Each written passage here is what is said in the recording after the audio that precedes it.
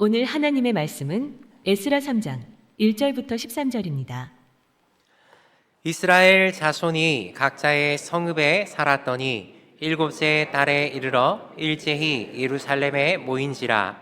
요사닥의 아들 예수아와 그의 형제 제사장들과 스알디엘의 아들 스룹바벨과 그의 형제들이 다 일어나 이스라엘 하나님의 제단을 만들고 하나님의 사람 모세의 율법에 기록한 대로 번제를 그 위에서 드리려 할세.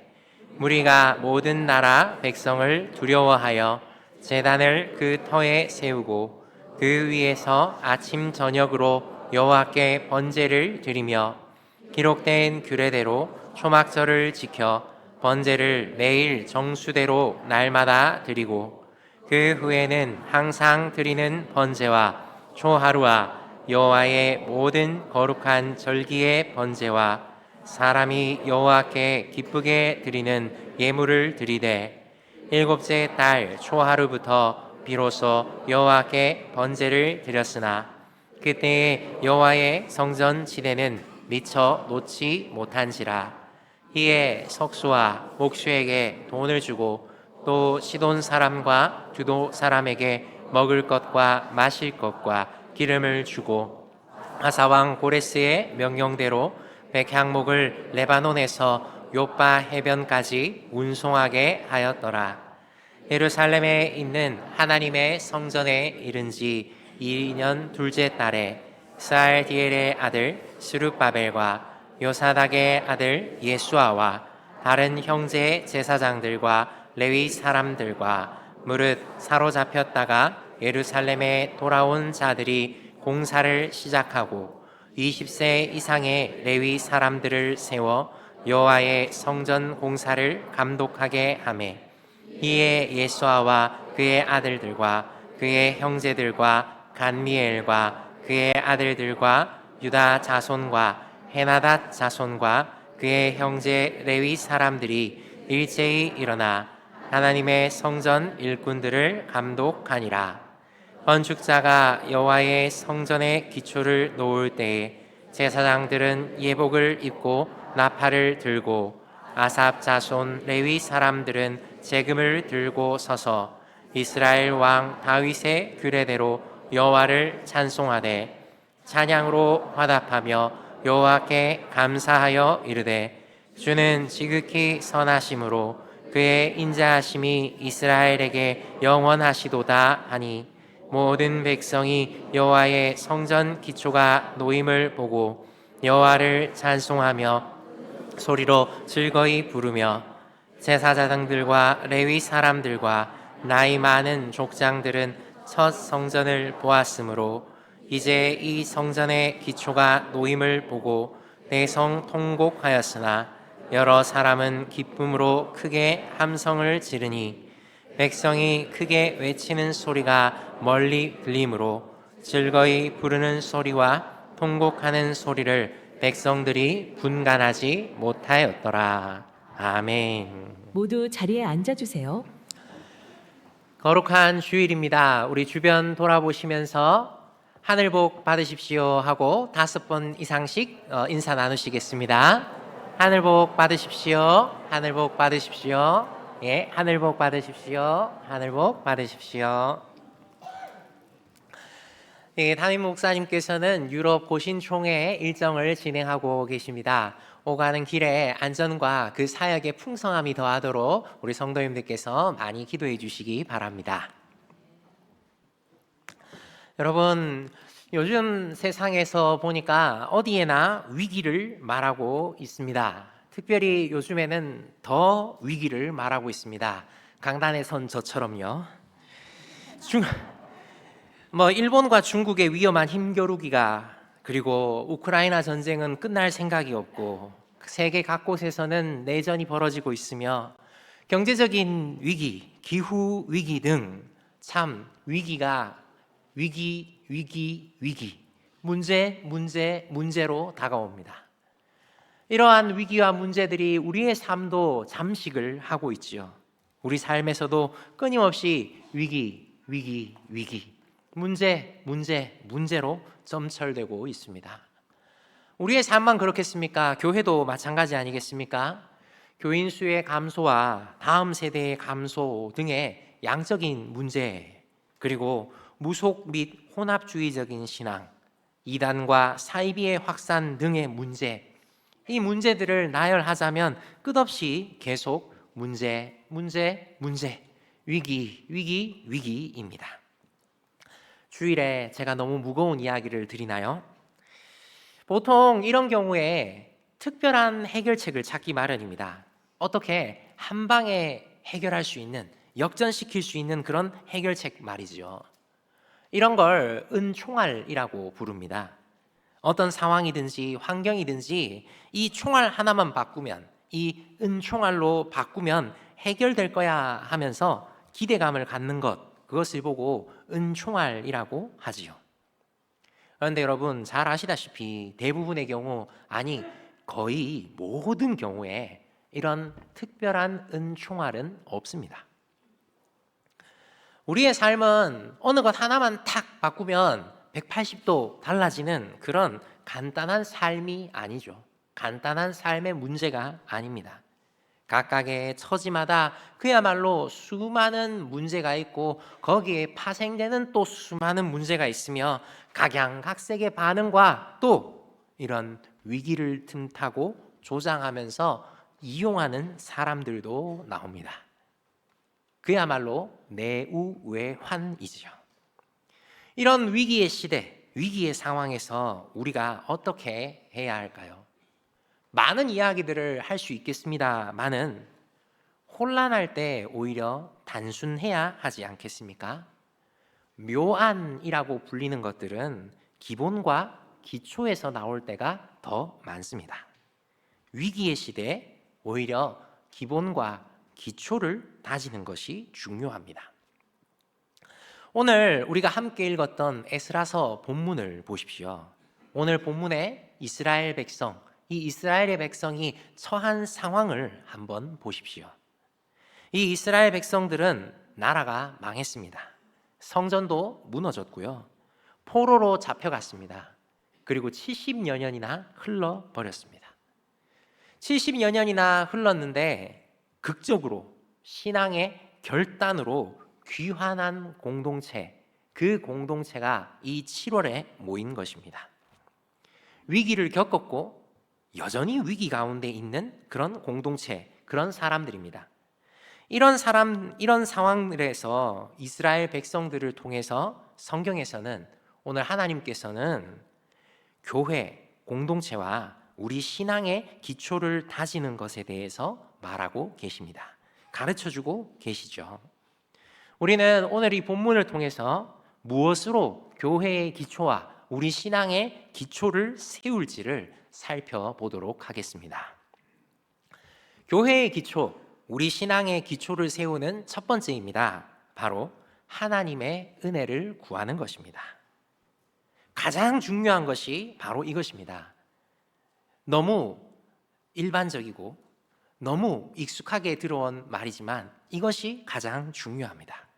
하나님의 놀라운 은혜, 이 은혜를 구하는 것이죠. 우리 5절 말씀을 함께 읽어보도록 하겠습니다. 5절입니다. 그 후에는 항상 드리는 번제와 초하루와 여호와의 모든 거룩한 절기의 번제와 사람이 여호와께 기쁘게 드리는 예물을 드리되. 아멘. 이스라엘 백성들, 특별히 포로로 잡혀갔다가 귀환한 이 귀한 공동체가 함께 예배를, 그리고 기꺼이 자신의 것을 드립니다. 오늘 본문에서 보니 함께 사람들이 모입니다. 제사장들을 중심으로 제사를, 그러니까 하나님께 예배를 드리지요. 4절의 말씀으로 미루어 짐작해 보건대 이들은 초막절의 절기를 함께 지키는 것입니다. 이스라엘 백성들은 예루살렘에 와서 제단을 만들고 하나님께 제사, 하나님께 예배를 드립니다. 하나님께 구합니다. 하나님과 관계를 바르게 세우는 것이죠. 이들은 먼저 예배를 회복했습니다. 그리고 성전 공사를 시작했습니다. 이들의 귀한 목적을 분명하게 알 수 있는 것입니다.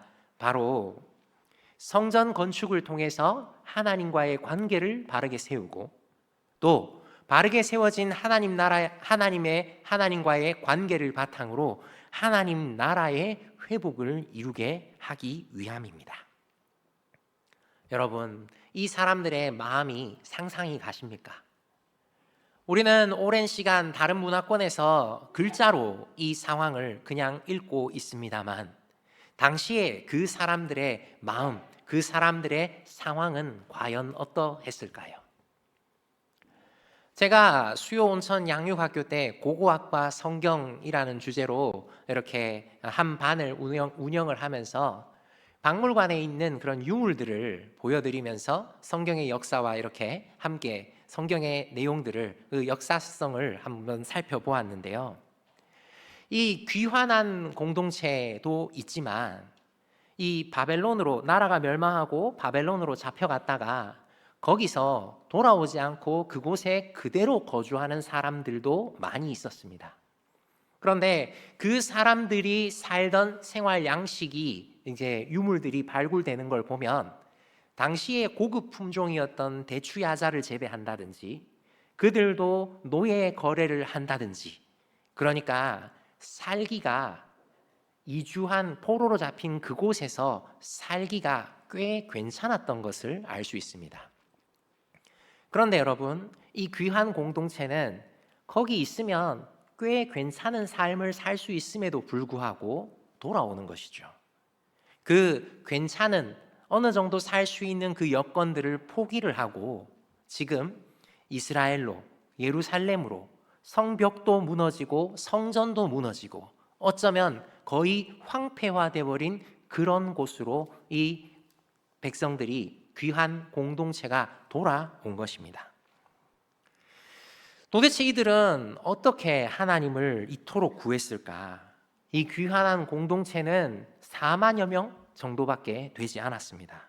국민이 별로 없었지요. 그리고 영토도 사실상 페르시아에게 다 뺏겨버린 영토도 페르시아의 것이었습니다. 주권도 페르시아에게 있습니다.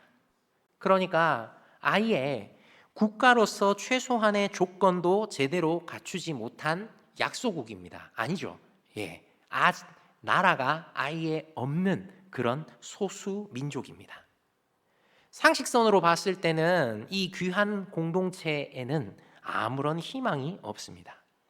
이 돌아온 이 사람들에게 그냥 가능성이라고 하기에는 너무나 미미한 것들만 있을 뿐 현실이라는 높은 벽, 위기, 문제만 가득했을 뿐이죠. 그런데 오늘 본문에서와 같이 이 사람들은 기쁨으로 찬양하며 성전을 재건합니다. 그들이 어떻게 하나님을 찬양했는지가 11절에 나오는데요. 여호와께 감사하여 이르되 주는 지극히 선하심으로 그의 인자하심이 이스라엘에게 영원하시도다 하니. 예, 그들은 찬양했습니다. 모든 백성이 성전 기초가 놓임을 보고 찬송하며 큰 소리로 즐거이 불렀습니다. 그들은 찬양하며 여호와의 성전 기초를 놓는 위대한 역사를 이룬 것이죠. 여러분, 교회의 기초를, 우리 신앙의 기초를 세우는 일에서 가장 중요한 것이 바로 이것입니다. 하나님의 은혜를 구하는 것 말입니다. 비록 우리는 연약함과 비참한 현실로 좌절할 수밖에 없습니다. 그렇지만 우리 하나님은 여전히 당신의 백성을 사랑하시고 계십니다. 그리고 회복시키시기를 원하십니다. 하나님의 사랑은 여전히 펴신 팔과 능하신 손으로 그의 백성을 붙들고 계십니다. 그래서 우리 힘으로는 할 수 없지만 오직 하나님만이 교회의 기초를, 우리 신앙의 기초를 다시 세우실 수 있는 것이지요. 우리 힘으로 할 수 있다라고 말하는 것은 가상한 노력일지는 모르나 하나님 앞에서는 참으로 교만한 발언입니다. 교회의 회복은, 우리 신앙의 회복은 우리의 힘과 노력과 의지가 아닌 하나님의 은혜에 달려 있습니다. 사랑하는 성도 여러분, 우리는 이 하나님의 은혜를 간구해야 합니다. 이 은혜를 갈망해야 합니다. 그럼 어떤 은혜를 간구하고 어떤 은혜를 갈망하시겠습니까? 너무나 감사하게도 우리 주님께서는 우리에게 이 은혜의 수단을 주셨습니다. 바로 말씀과 기도 그리고 성례입니다. 은혜의 방편인 하나님의 말씀과 기도에 대해서 좀 말하면 성경 말씀은 우리 삶의 유일한 규칙이지요. 성경보다 더 권위 있는 그런 교훈은 없습니다. 성경을 거스르는 그 어떤 사상이나 체제와 주장들을 우리는 용납할 수가 없지요. 왜냐하면 성경은 하나님의 말씀이기 때문입니다. 말씀 앞에 정직하게 선 사람들은 죄로 인해 심히 부패해진 자신을 발견하게 되고 그런 자신을 돌이키기를 간절히 소망하게 됩니다. 거룩하게 구별되기를 소망합니다. 또 어떤 때에는 은혜와 사랑의 말씀 앞에 자신의 모든 문제를 내려놓고 평안함을 얻기도 합니다. 이런 평안은 결코 세상이 줄 수 없는 것들이지요. 믿음이 없는 자에게는 말씀을 통해 믿음이 선물로 주어지기도 하고 믿음이 연약한 자는 말씀을 통해 믿음이 굳건해지게 됩니다. 하나님께서 가장 유용하게 사용하시는 은혜의 방편은 바로 말씀입니다. 게으른 자는 말씀을 깨달을 수 없습니다. 부지런히 읽고 부지런히 듣고 부지런히 익혀야 하나님의 뜻을 알 수 있습니다. 그리고 우리가 무엇보다 기도해야 합니다. 제 아무리 똑똑한 사람도 하나님의 뜻을 다 알 수 없습니다. 혼자서는 깨달을 수 없습니다. 반드시 성령 하나님의 깨닫게 하심, 그러니까 성령 하나님의 조명하심이 도우심이 있어야 바르게 깨달을 수 있습니다. 기도하지 않는 사람은 결코 성경을 이해할 수도 깨달을 수도 없음을 기억해야 하죠. 성경 말씀을 믿음과 사랑으로 받아들여 마음에 간직해야 합니다. 기록된 말씀이 하나님의 말씀임을 믿고 선포되는 말씀 또한 하나님의 말씀으로 받아들여야 합니다. 그 말씀 속에 담긴 하나님의 무한하신 사랑을 깨닫고 또한 하나님을 마음과 정성과 힘을 다하여서 사랑함으로 그 말씀을 받아들여 삶 가운데 실천해야 합니다. 성경을 참 하나님의 말씀을 들은 사람은 그 말씀이 머리에 기록되지요. 그리고 그것이 가슴에 남습니다. 그리고 삶으로 흘러나갑니다. 우리 하나님이 선하시며 인자하시며 긍휼과 자비가 많으시며 노하기를 더디하시며 주님의 백성을 사랑하시되 끝까지 사랑하시는 분이심을 말씀을 통해 기억하고 우리가 그 은혜를 구하며 나가는 우리가 되기를 바랍니다. 교회의 기초를 우리 생활에 우리 신앙의 기초를 세우는 첫 번째가 하나님의 은혜를 구하는 것이었다면 두 번째는 공동체가 함께 협력하는 것입니다. 우리 9절의 말씀을 같이 한번 읽어볼까요? 이에 예수아와 그의 아들들과 그의 형제들과 감미엘과 그의 아들들과 유다 자손과 헤나닷 자손과 그의 형제 레위 사람들이 일제히 일어나 하나님의 성전 일꾼들을 감독하니라. 아멘. 예수아와 그 아들들, 이 지도자들과 유다 민족들 모두가 일어나서 이제 성전 재건, 성전 공사를 시행을 합니다. 여러분, 하나님의 역사는 두 가지 측면이 있는데 먼저 첫 번째가 하나님이 하시는 일입니다. 그러니까 우리는 하나님의 은혜를 구해야 하죠. 그 하나님께서 하나님의 놀라운 인도로 경륜으로 이 귀한 공동체를 예루살렘으로 인도하셨습니다. 그런데 이것만으로는 성전 건축의 역사가 일어나지 않죠. 다른 하나가 필요합니다. 이 다른 하나가 무엇이냐 하면 바로 공동체가 함께하는 것, 공동체가 협력하는 것입니다. 성전을 건축하는 일이 바로 이 범주에 들어가는 일이겠지요. 이 말은 하나님께서 우리의 도움 없이 무기력하시다 이런 말을 하고자 하는 게 아니죠. 절대 아닙니다. 하나님의 일에 우리가 동참할 수 있는 영광스러운 기회를 얻을 수 있다라는 거고 하나님께서 천사의 중요한 것으로 하지 않으시고 인간의 연약한 것을 사용하신다라는 거죠. 우리를 사용하신다라는 것입니다. 교회의 기초를, 우리 신앙의 기초를 세우기 위해서는 하나님의 뜻에 순종하고 협력할, 함께하는 사람들, 공동체가 필요합니다. 하나님을 향한 선한 열심을 가진 사람들이 오직 하나님의 뜻, 하나님의 말씀에 순종하고 그 뜻에 반응해서 협력함으로 하나님의 일에 동참하는 것입니다.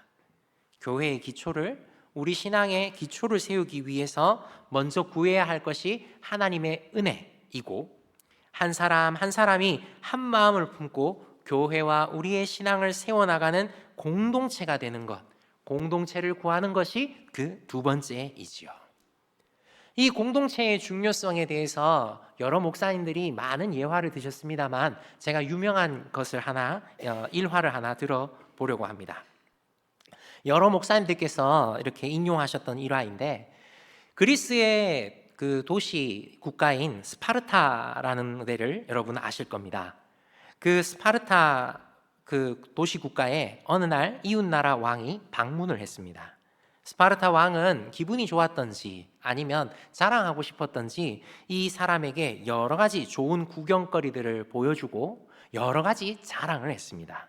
그러면서 한 가지 자랑한 것이 스파르타의 아주 튼튼한 성벽을 자랑한 겁니다.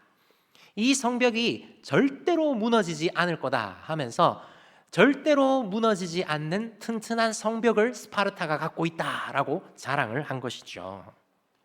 이웃나라 왕은 그게 매우 궁금했습니다. 영원한 적도 영원한 친구도 없으니까 도대체 그들이 자랑하는 그 성벽이 뭘까?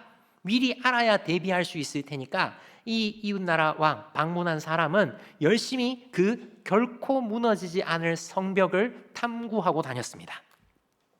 그런데 어떤 성벽을 가보더라도 결코 무너지지 않을 만한 정말 아주 화려하고 튼튼하고 정말 높은 그런 성벽이 없는 겁니다. 그냥 어디서든 볼 수 있는 성벽 그 정도만 있는 것이었죠. 그래서 너무 궁금하고 답답한 나머지 이 사람은 직접 스파르타 왕에게 찾아가서 묻습니다. 친구여, 도대체 스파르타에 결코 무너지지 않는 성벽이 어디 있냐라고 물은 것이죠. 그때 스파르타 왕이 이렇게 대답했다고 합니다. 웃으면서 손으로 자기 근위병들을 이렇게 가리키면서 바로 여기 스파르타의 성벽이 있습니다. 이 한 사람 한 사람이 결코 무너지지 않는 성벽입니다 라고 대답했다고 하죠. 이거를 조금 더 세부적으로 살펴본다면 이 말은 무엇이냐 하면 스파르타의 전술입니다. 이 스파르타는 팔랑크스라는 집단 대형을 유지하고 전쟁을 치렀습니다. 돌격 앞으로 했을 때 각기 막 달려가는 것이 아니라 이 스파르타는 집단 대형을 딱 유지해서 고슴도치가 가시를 세운 것처럼 딱 그렇게 질서정연하게 하나로 뭉쳐서 진격을 하고 싸움을 했던 것이죠. 그래서 서로가 서로를 막아주고 또 서로가 서로 그 상대방을 잘 공격할 수 있게 전술을 짰다라는 겁니다.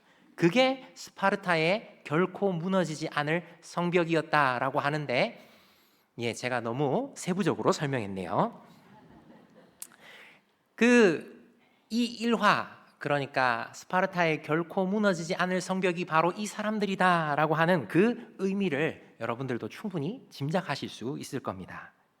여러분, 우리가 함께 예배 드리는 우리가 하나님 나라에 결코 무너지지 않는 성벽이 됩시다.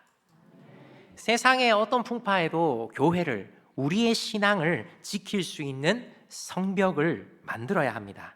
그를 위해서 튼튼한 재료가 필요한데 이 재료가 바로 우리 한 사람 한 사람들입니다. 함께하는 협력이 필요합니다.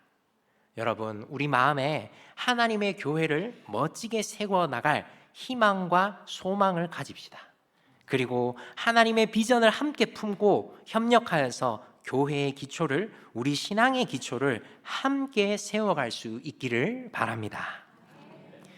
교회의 기초를, 우리 신앙의 기초를 세우는 것, 첫 번째가 하나님의 은혜를 구하는 것이고, 두 번째가 함께 협력하는 것이라면, 세 번째는 마음을 지키는 것입니다.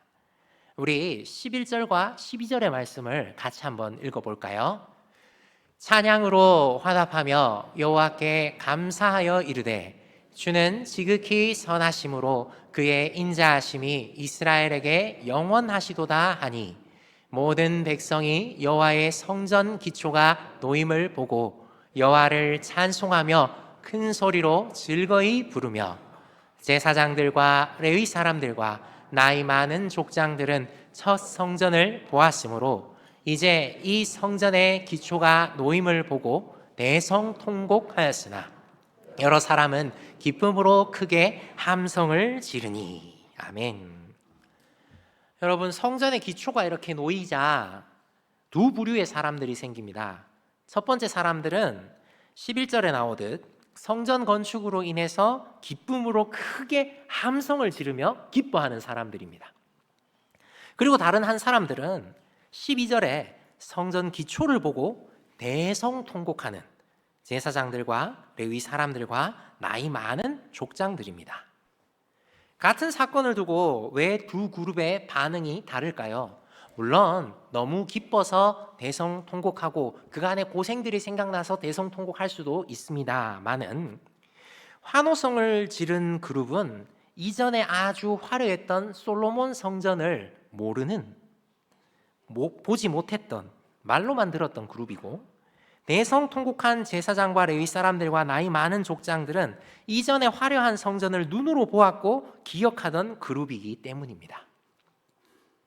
여러분, 우리도 성경을 통해서 잘 알고 있지 않습니까? 첫 번째 성전, 솔로몬 성전의 화려함, 휘황찬란함을 말입니다. 하나님의 임재라는 그 특별함을 가졌었습니다. 그런데 그렇게 특별했던 첫 번째 성전과는 달리 두 번째 성전의 기초를 놓았을 때는 그야말로 보잘것없어 보이지 않았을까요? 많은 연구하시는 목사님들에 따르면 이 두 번째 성전은 첫 번째 솔로몬 성전에 비해서 5가지가 없었다고 합니다. 무엇이냐? 첫 번째는 거룩한 불입니다. 솔로몬이 성전을 완공하고 나서 기도했을 때 하늘에서 하나님께서 거룩한 불을 주셔서 준비한 번제물을 불태워 버리셨습니다. 그리고 제사장들은 그 불을 계속 지켜왔지요. 그리고 그 불로 제사를, 예배를 드려왔습니다. 그런데 바벨론의 침략과 나라의 멸망, 그리고 성전의 무너짐으로 말미암아 이 거룩한 불은 꺼져버렸고 사라져버렸습니다. 그래서 거룩한 불이 없습니다. 그리고 두 번째는 첫 번째 솔로몬의 성전 때는 빽빽한 구름으로 인해서 제사장이 서 있기가 어려웠다라고 이야기를 합니다. 성경에서 구름이라는 것은 하나님의 임재와 영광을 상징하는 것이거든요. 그러니까 첫 번째 성전에서는 그 임재와 영광이 빽빽해가지고 사람이 서 있지도 못할 정도였는데, 두 번째 성전에는 그런 기록이 전혀 없습니다. 그러니까 그 임재와 영광이 없었다는 것이죠. 그리고 세 번째는 첫 번째 성전의 지성소에는 언약궤가 있었습니다. 그리고 그 언약궤에 덮개, 뚜껑이라고 할 수 있는 속죄소가 있었죠. 그런데 이 새로운 재건되는 성전에는 이 언약궤와 속죄소가 전쟁과 멸망으로 인해서 사라져버려서 이 언약궤와 속죄소가 없습니다. 그리고 제사장이 하나님의 뜻을 물을 때 사용했던 우림과 둠림이라는 그런 돌이 있는데 그 돌도 없어져 버렸습니다. 그리고 마지막 5번째로 하나님의 영, 예언의 영이 없습니다. 무슨 말이냐? 그전에는 하나님께서 선지자들을 통하여서 말씀을 선포하셨거든요. 그리고 그 말씀들이 구약 성경으로 남아있지 않습니까? 그런데 이 두 번째 성전이 세워지고 나서 예수님이 다시 오실 때까지 성경 기록이 없습니다. 그러니까 침묵기로, 중간기로 우리가 들어가는 거죠. 그래서 이런 5가지 큰 차이가 있었다라고 하는데요. 이런 큰 차이, 내부적인 차이도 있지만 당시 상황만 보더라도 우리가 너무 큰 차이가 있죠. 솔로몬 성전이 만들어질 때는 사실 나라가 최전성기를 구가하던 시절이었고 온갖 좋은 것으로 그 성전을 만들었습니다. 그런데 지금은 나라가 없죠. 그리고 그들이 가지고 있는 것들로 제한적인 것들로 만들었습니다. 차원이 다른 그런 상황이죠. 단순히 비교하는 목사님이 금의 양만을 가지고 이 두 성전에 사용된 금의 양을 가지고 비교하신 목사님이 있는데 두 번째 성전을 지을 때 이렇게 차이는 있지만 금이 80kg에서 500kg 정도 들어가지 않았겠나 하고 연구를 하십니다. 요즘 금값이 엄청나게 비싸니까 이걸 오늘날로 환산하면은 한 200억에서 1000억 정도 됩니다. 만만치 않은 금액이죠. 예, 맞습니다. 근데 처음 성전을 지을 때 이 성전을 짓기 위해서 준비한 금이 얼마였는가? 32만 kg입니다.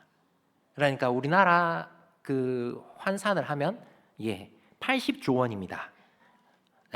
별로 안 놀라시는군요. 네. 항상 이런 숫자를 말할 때 안 놀라신다는 걸 알고는 있지만 이렇게 반응이 조금 있으시면은 제가 이렇게 하기가 편한데 말이죠. 양적인 차이가 이렇게 어마어마합니다. 물론 여러분 두 번째 성전을 짓는 데 들어간 양도 엄청나게 크긴 합니다만 이 첫 번째에 비하면 그야말로 너무 약해 보이죠. 그런데 여러분 우리가 시간이 지나서 글자로 이걸 봐서 그렇지만 당시에 그 이스라엘의 귀환 공동체의 그 사람들을 한번 생각해 봅시다. 그들에게 성전을 재건하는 일이 쉬운 일이었겠습니까? 그렇지 않습니다. 매우 어려운 일이었을 겁니다. 되는 가능성보다는 안 되는 이유가 훨씬 더 많았지요. 낙심할 만한 상황, 낙담할 만한 상황들이 계속 이어졌습니다. 그래서 실제로 15년 이상 그 공사가 중단이 되기도 했습니다. 그런데 여러분, 그 중단, 그 단절의 시기를 넘어서 결국에는 성전을 재건해 냅니다. 그들이 어떻게 성전을 재건해 낼 수 있었을까요? 바로 말씀으로 그들의 마음을 지켰기 때문입니다. 이 일을 도왔던 선지자가 바로 학개입니다. 그는 이스라엘에게 말씀을 선포하였습니다. 학개서 2장 7절에 내가 이 성전에 영광이 충만하게 하리라 만군의 여호와의 말이니라 하며 하나님의 뜻, 하나님의 마음을 백성들에게 선포했습니다. 2장 9절에 보면 이렇게 이야기합니다. 2장 9절에 이 성전의 나중 영광이 이전 영광보다 크리라 라고 이렇게 말이죠. 솔로몬 시대의 그 성전을 기억하면서 낙심할 수 있는 그런 사람들에게 하나님께서 여전히 이스라엘을 사랑하신다는 것을, 그리고 그들이 지은 성전과 그들이 하는 그 신앙 고백을 향해서 변함없는 은혜를 베풀어 주시겠다라고 약속하고 그 약속을 담대하게 하나님의 사람 선지자가 선포하는 것이죠. 눈으로 보기에는 여전히 이전의 영광만 못하고 여전히 문제들은 가득 쌓여 있고 위기인 것 같지만 하나님은 자신의 백성을 사랑하시고 함께하고 계시며 하나님은 놀라운 그 경륜으로 놀라운 계획을 가지고 계신다는 것을 백성들에게 말한 것입니다. 그리고 그 백성들은 그 약속의 말씀을 붙들고 그 사명을 감당했습니다. 마음을 굳게 했습니다. 모았습니다. 지켰습니다. 그래서 현실을 이겨내고 성전을 재건해서 하나님 주신 사명을 완수한 것입니다. 사랑하는 성도 여러분, 힘들고 어려운 위기의 시대입니다. 그러나 우리 하나님 아버지께서는 여전히 우리를 사랑하십니다.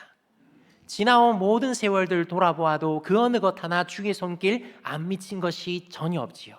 이 하나님이 지금도 살아계셔서 나와 우리와 함께하고 계시기에 내가 앞으로 어떤 상황과 환경에 처할지라도 능히 불가능한 것이 없는, 능히 이길 것이라는 그 약속을, 굳은 마음을 가져야 하는 것입니다.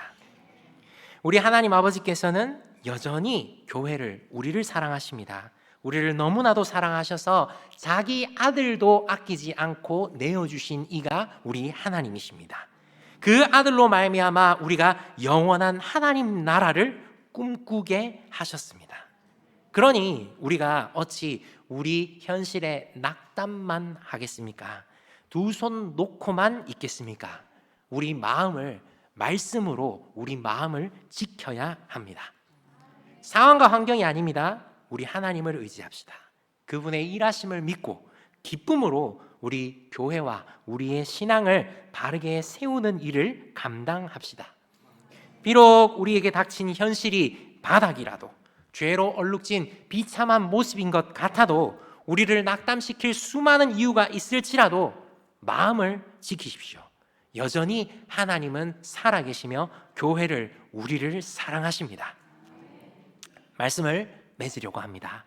여러분, 2025년도 한 해를 마무리하고 2026년을 준비하는 이 연말이지요. 우리가 우리 교회의 기초를, 우리 신앙의 기초를 다시 세웁시다.